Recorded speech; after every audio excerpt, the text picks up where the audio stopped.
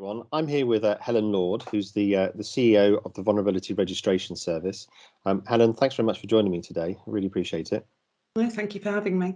So today we're going to talk a little bit about, I suppose, vulnerability and VRS and some of the things that you've seen. What are some of the trends you've seen, I suppose, over the pandemic and, over the last 12 months or so? I mean, vulnerability has been a bit of a topic, but I suppose it's also going to be a bit of an increasing topic too. It is an increasing topic. I think the main thing that we've seen in terms of people registering with us is there is a bigger tendency to refer to mental health issues, which I think we can all relate to the circumstances we've been in.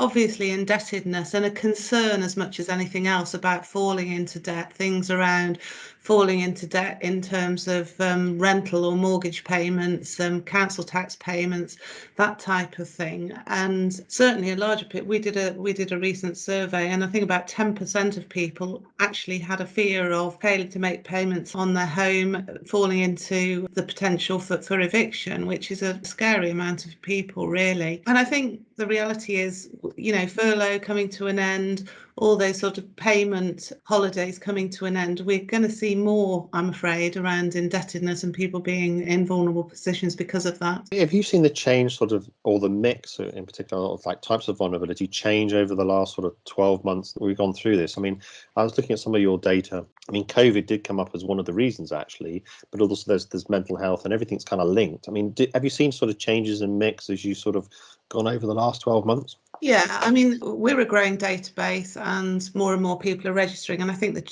the trends and what people highlight to us will change over time. But the biggest area is undoubtedly mental health. And mental health tends to be coupled with indebtedness often, and I think we know that from previous surveys, previous stats that have been done. But people just aren't vulnerable with one thing. It's one thing leads to another, and that's undoubtedly the case. And do you think that's going to change going forward as we go forward? I mean, do you think there's more stress on people now than there was, say, a year ago, let alone 2 years ago? We talk about the pandemic and the stresses and strains that people were under, and we all face that. But I think there was a little bit of a stay of execution in some respects. People weren't going out doing things. The day-to-day pressures in some respects were taken away around things like debt and that sort of thing. And that's coming back to roost. So I think we're going to have a long way out of that in those terms. And of course, we've got the end of some of the furlough support, and it's been sort of tapering for a while. But I mean, that's coming up. Potential changes in things like universal credit. Do you think that will flow through? I definitely think it's all going to have an impact. I mean, if people were having problems, I mean, furlough, as I say, it's almost a delaying tactic in that sense. And in terms of collections and stuff, that's going to come back thick and fast, and it is going to impact people coming from all directions in a sense, because the normal sort of flow of collections, etc., is going to start from all organisations all at the same time. So when we talk about people being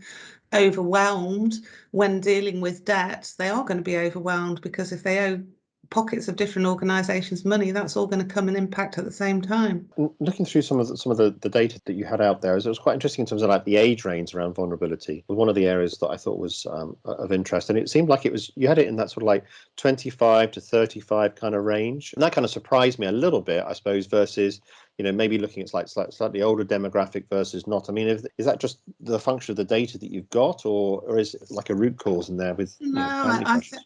I think it's telling us something. I mean, if you look at a graph of the people that are registering with us, it's a downward curve. It's a straight downward curve from the younger part of the society down to the older group. Now, clearly, we know that older people are going to be more likely to be in vulnerable situations. You only have to start to look at the amount of people over 85, 850,000, 900,000 people suffering from dementia in the UK.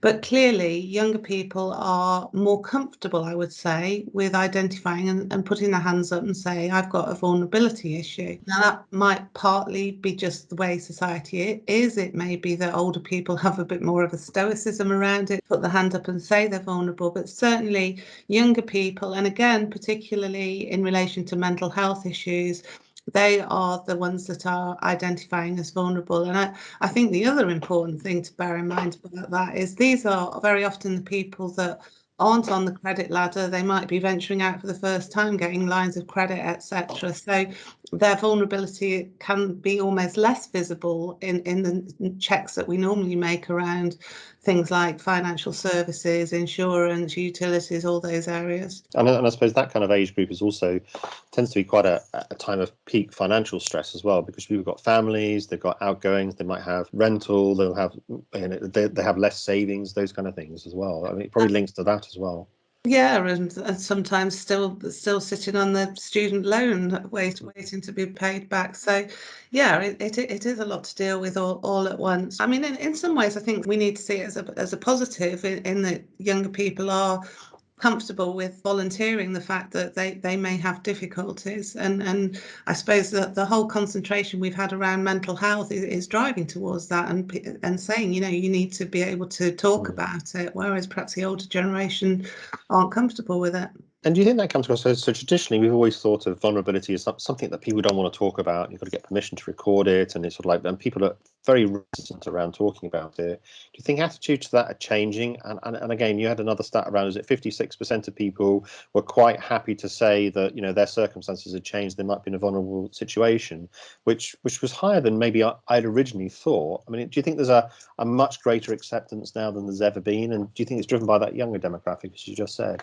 I do. I think there's a certain amount of stigma always attached to sort of putting your hand on and admitting to things. But I think there's a little bit of us assuming that people aren't prepared to say they're vulnerable. There's a lot of discussion that we have about whether we should use the term vulnerable. And I buy into that, and I understand that, but we have to call it something. We have to, and vulnerability is the term that's used certainly in financial services, in energy, in all those areas. So I think by starting to call it something different, we're perhaps detracting from providing those people with the support they need. We're making it even more difficult in the short term.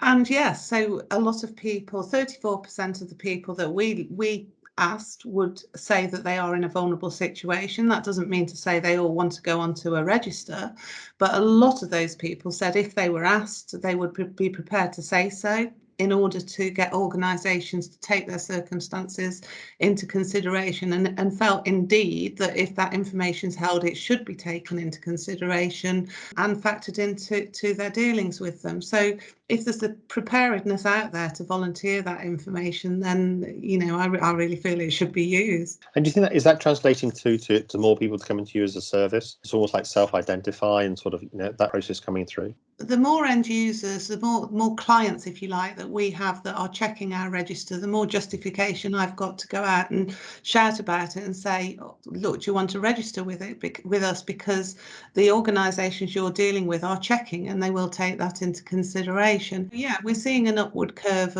of registrations from individuals themselves. We're also very keen to encourage people where there's a power of attorney in place, where somebody's a carer for somebody to register on their behalf, because obviously those people are very vulnerable. But there's an upward trend generally in the people that are registering with us from whatever source that might be. And what's been the reaction from a business point of view, from people like taking the service? Because obviously it provides an extra piece of information, a layer of information to understand your customer base, but potentially at least get insight into it. I mean, are you seeing greater acceptance of that? And do you think the pandemic in particular, do you think that's going to drive it even further as we sort of go forward? The pandemic has undoubtedly driven it forward. Regulator pressure is the big influence on organisations starting to act more than anything else. Receptiveness, it varies organisation to organisation and sector to sector. Some sectors are better at others than at really engaging. I think the barriers to making things happen and start using this sort of data are primarily a fear of data protection. We had GDPR a couple of years ago, and I think it scared everybody to the extent that they think they can't share data, whereas the reality is, of course they can, as long as it's done in the right way with the right safeguards. There's nothing to stop that happening, and of course we're very conscious of that. We know that we're sitting on a database without sort of extreme detail about individuals, but we know it relates to vulnerable people, and we have to be cognizant of that all the time. And then it's priorities and resource. As with anything else, it's how much effort is involved in integrating our database into the decision-making process or the customer journey of organisations. So what we really try and do with that is it is as simple as we can make it. It's reasonable in terms of as price. We're a not-for-profit organisation, but also working as much as we can, and it's a sort of work in progress. We will work with organisations that already provide solutions to companies, whether that be affordability, whether it be credit referencing, fraud prevention, anything like that. If we can provide the vulnerability data through those sort of intermediaries, if you like, it makes it simpler for the end user to work with us as well. And I suppose it becomes an extra external piece of information to then drive decisions or drive conversations to then drive a decision, I would say. So like, how do you segment and just make sure you get that flag up front? Yeah, and I think the other thing is we get questioned whether our database is too big to be manageable or too small to be manageable. I mean, the reality is half the population, half a customer base isn't going to register as vulnerable. You are going to get, some of your customers are going to be identified as vulnerable, and those are the people that need specialist attention. They may need communicating within a different way, and they need to be managed in the right way, but it shouldn't be ridiculously resource hungry. It just needs the right processes in place to manage them. And I suppose if someone's self-identified, even when they then call in, if it wasn't then flowed through, they'd self-identify anyway. So it's kind of like you're just getting pre-warning of what the situation is anyway. Absolutely. The difference may be that they've spent half an hour on the phone that they might not have needed to do. It might be appropriate to refer them through to somebody. It may be that they've offered the wrong sort of product or service when that could potentially be bypassed. I mean, one of the conversations I have a lot is, we know who our vulnerable customers are. Well, yes, you might, and that's great, but that customer of yours is going to have touch points or relationships with at least another 10, probably 20 different organisations.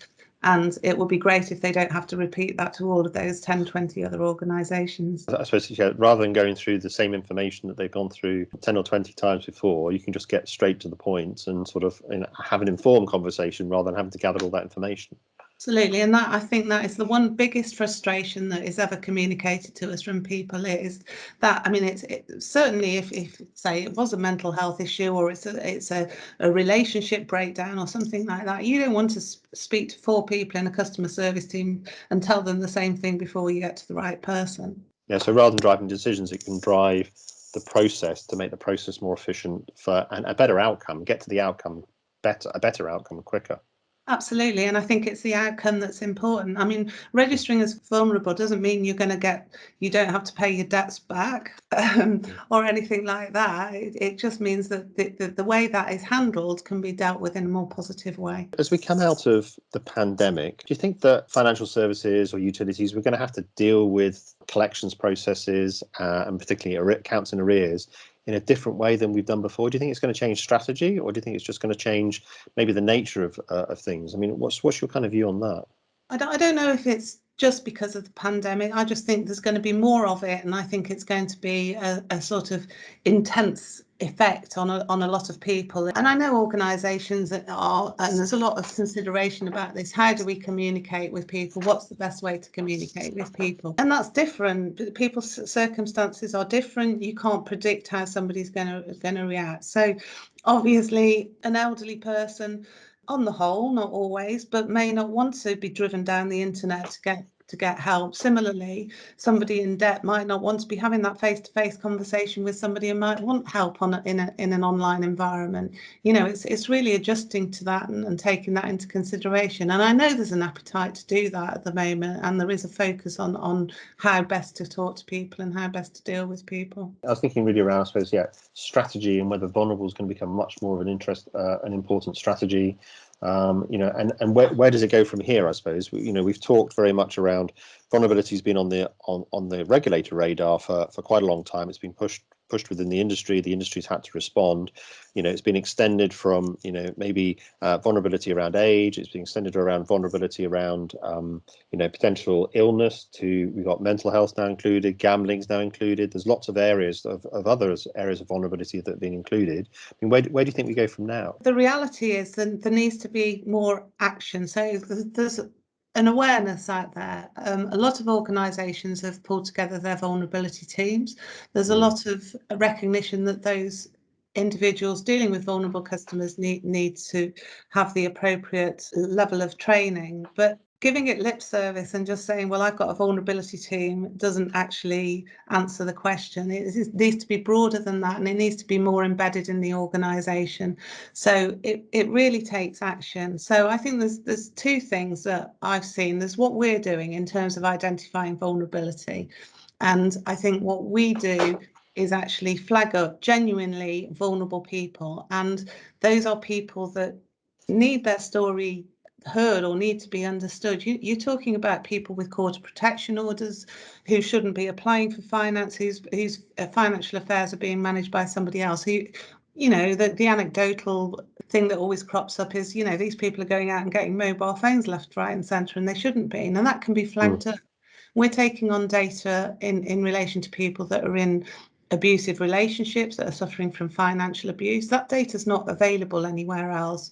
We're starting to work in terms of victims of loan sharks who, quite frankly, have got more worries than whether they need to pay their utility bill or not. So it needs to be embedded.